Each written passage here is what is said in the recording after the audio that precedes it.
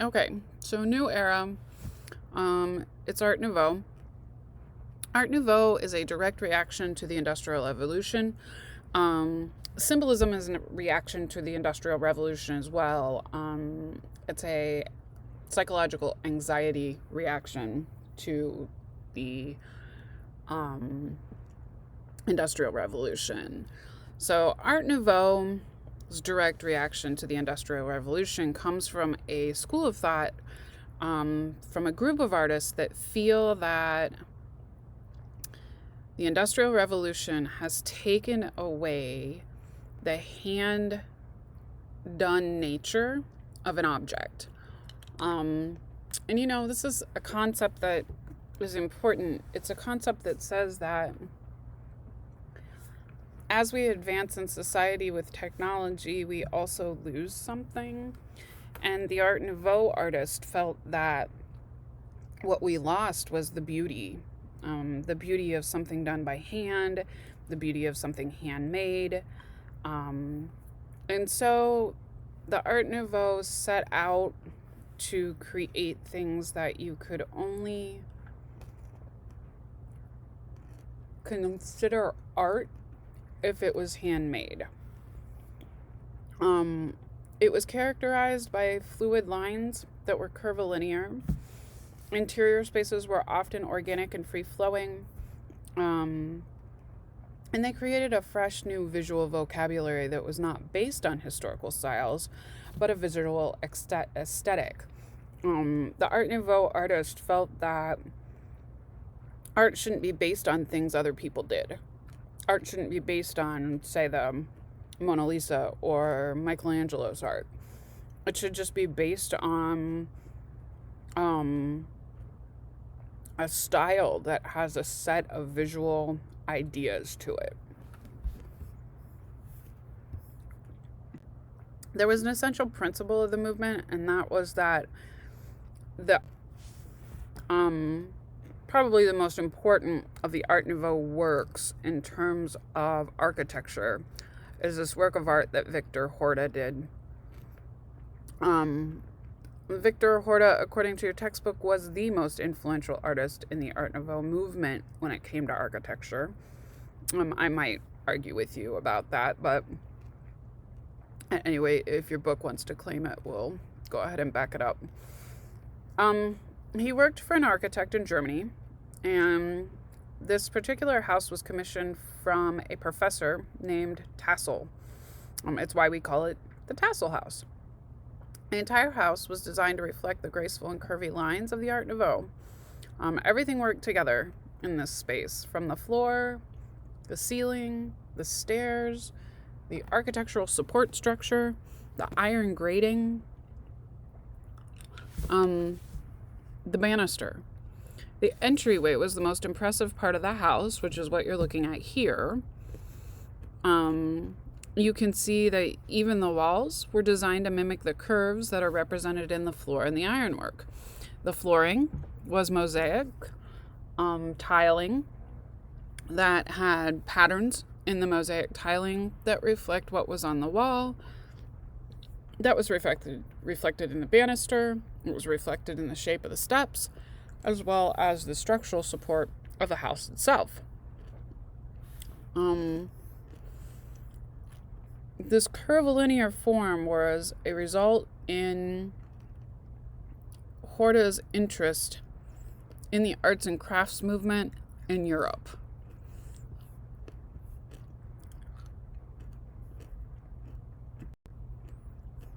Another really famous Art Nouveau building is this building called Casa Batalló, done by Gaudí in Barcelona. If you ever get to go to Barcelona, you have to go see this. I have not gotten to go. I really want to go. Gaudí was actually Spanish. He was born in Spain, in Catalonia. He used a free-form plan to create the exterior of a building. It was innovative and modern. He uses innovative and modern materials like concrete and cast iron and wrought iron. Why is that important? Well, up until now, modern materials hadn't been available the new modern materials were something that was produced by the Industrial Revolution. And so being able to use steel and poured concrete was a really big deal. Does this go against the ideas of the Art Nouveau? Yeah, it kind of does. But he creates something in the Art Nouveau style that maybe is against Art Nouveau's principles. And you're going to find out as we keep going that these principle ideas that are behind various movements, this is common. So the building's original design was created in 1875, and then Gaudí remodels it. When he remodels it in the 1900s, he adds the skull masks to the balconies, window frames, and the facade at the bottom. He creates a sense of undulation. That's that movement in and out. We talked about undulation a lot in the Baroque. The Baroque was an inspiration for Gaudí.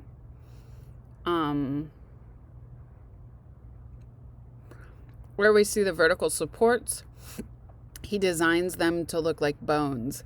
He had a fascination with marine life, which can be seen in the aqua coral colors that were used to paint the exterior facade and the roof tiles that look like fish scales. The facade had colored mosaics that added visual dimension to the building. The roof's tiles are glazed, and then, of course, adorned with a chimney. The pointed archways that you see in front of you are influenced from the Baroque art time.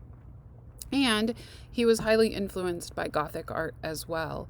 So all of those come together in this beautiful building that Gaudí creates. As well as in this same area in Barcelona, he is commissioned to design some park benches and some architectural supports in a park. Those works of art by him are beautiful as well.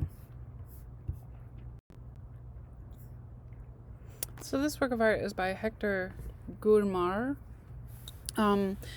It's a work of art that I kind of feel like is really important, because if you ever get to go to Paris, you'll see the Paris Metropolitan entranceways. They were all developed by a Art Nouveau artist named Hector Guimard. He uses iron and glass with signature plant motifs. He studies in Paris at the School of Decorative Arts and the National Beaux Arts School. This, once again, is that hand-done look of glass panels and the wrought iron that's all done by hand, but highly influenced as a reaction to the Industrial Revolution, and more easily accessible to materials because of it. This is an interior of a building. You can see once again that plant motif that has been used to create the entranceway of this interior. It has stairs that are curved to create a sense of movement and that curvilinear shape. You see that the door seems to have this botanical look to it. It feels like the spindly leaves of a vine have crawled up on the walls and made a painting. Here's the entranceway to Castle Berger, which is the image of the interior that you saw before. This is an apartment building that was commissioned from Guimard after he graduates in 1889 from the School of Beaux Arts. He tours Belgium and is influenced highly by Art Nouveau architects there. This is the entrance to the apartment building that was commissioned from him.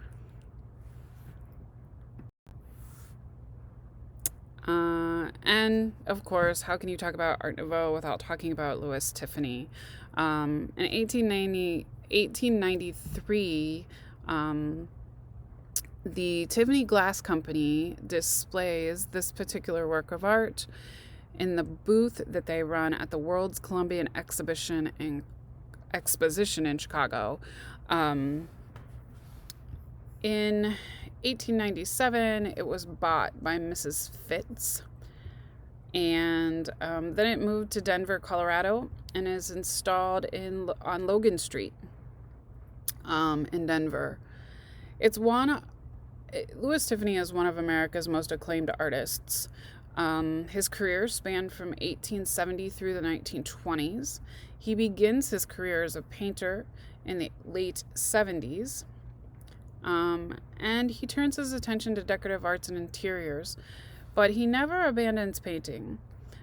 His first significant interior project was a top floor home and studio in New York City.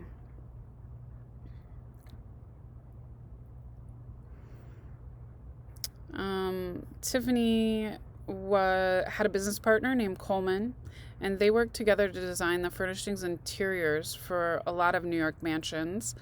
One in particular was Henry Osborne, who happened to be one of Tiffany's most affluent patrons. He designs private interior and public spaces for many, many clients. He designed a window for Henry Field, who was the brother of the Chicago merchant Marshall Field. And Tiffany designs a gallery. The gallery, unfortunately, no longer survives, for the Art Institute of Chicago. Stained glass brings him the greatest recognition. He's innovative with a colleague named Lafarge and experiments with new types of glass and achieves a more varied palette with richer hues and greater density. So I can definitely see that he gets some sense of depth within the window, which I think is really difficult to do when you're talking about stained glass. And probably he is the most well-known stained glass artist that we can think of. Interesting, if you think about stained glass versus the Industrial Revolution, it would naturally make sense that windows and stained glass were a medium that would be explored, primarily because the Industrial Revolution created mass-produced windows and doors and building materials. And the Art Nouveau artists felt that it was very important to protest that mass production of industrialized materials. And so they go back to designing everything by hand. I would say if you're talking about two-dimensional art, Alphonse Mucha is probably one of the more famous of the Art Nouveau poster artists. He's an expatriate. He moves from Paris to Czechoslovakia in 1887. He comes in contact with Sarah Bernhardt, who is an actress, and he prints a rush order for Bernhardt, which helps him to develop his signature style. One night on Christmas Eve, he happens to be in the studio trying to do some last-minute work, and Sarah Bernhardt calls the studio and needs a poster done tomorrow. And so he stays up all night working on this poster, and Sarah Bernhardt falls in love with it. It created a lifelong relationship between him and Bernhardt, and after that, he was Bernhardt's main go-to for posters. You know, back in that time, photography wasn't something that was all that popular, and so trying to advertise for a show would have been done in a portrait like this one. Of course, we see lots of those curvilinear shapes. The lines that are very curvilinear, we call those arabesques. An arabesque is a geometric, repetitive pattern that's favored by Art Nouveau poster artists. And it was a style that was all about good quality, well-crafted, handmade art. And that transferred over into performance art. Oftentimes today, you will see bands that like to draw on the Art Nouveau style for their posters. I can't think of a band that hasn't had an Art Nouveau style poster done. In fact, I was at this little record shop downtown Columbus in the short north a few weeks ago. It's called Thunder Magnolia Thunder Pussies. Anyway, they have a whole entire collection of Art Nouveau style posters that were for modern day bands. All bands look at it as if it's a recognition of good quality art to produce a band poster like one in this style. Um, the two-dimensional Art Nouveau works tend to have decorative patterning with elongated figures. They have a curvilinear movement to them and a sense of rhythm in the contour of the lines. For example, here you can see that in the hair, and then it's reflected into the floral patterns. Um,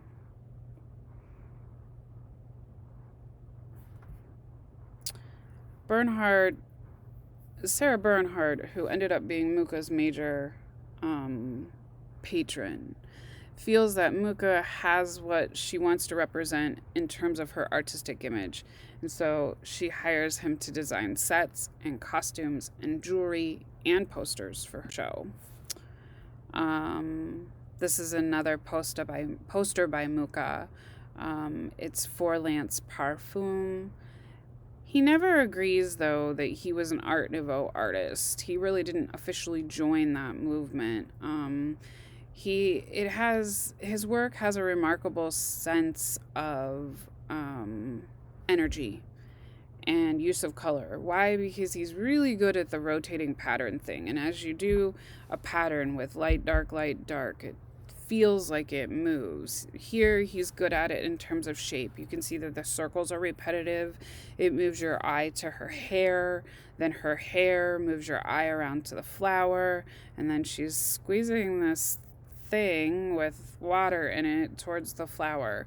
Sexism was definitely a part of the Art Nouveau scene. In this image, I would ask you, what do you see here that makes Muka feel bold yet soft at the same time? So another one of the famous Art Nouveau artists is Toulouse-Lautrec.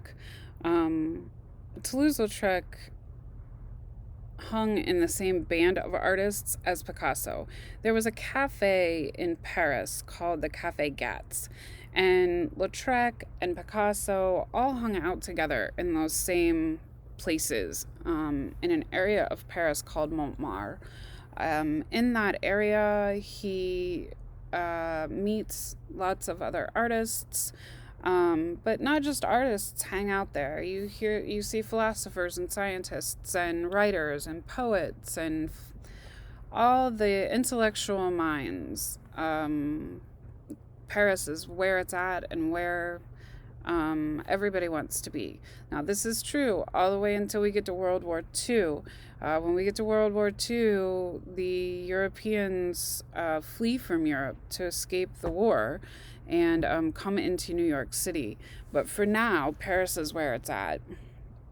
Toulouse-Lautrec designs for performance programs and menus for cafes. Jane Averill is the subject of this particular poster. She's a lifelong friend of Toulouse-Lautrec. And she commissions a set of prints to advertise for her cabaret show at the Jardin de Paris in 1893. Lautrec's composition is bold. It's characterized by radically skewed perspective, severe cropping, and flattened forms. The can is what Averill's doing here. It's a kick of the leg one of her signature dance moves that she does. She finds a formal echo in the vertical thrust of the double vase that sits in the front, gripped by an unseen musician. To create this print, Lautrec used several lithographic stones.